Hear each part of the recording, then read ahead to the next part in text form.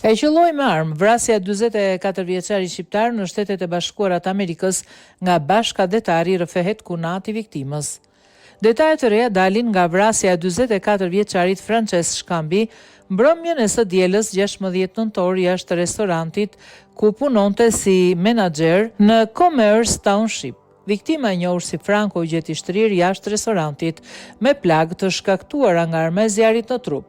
Pronari i Prime 7, Frank Gjuraj, kunati 44 vjeçarit, u shpreh se viktimën e thirri një burr jashtë për të folur dhe qelloi me armë.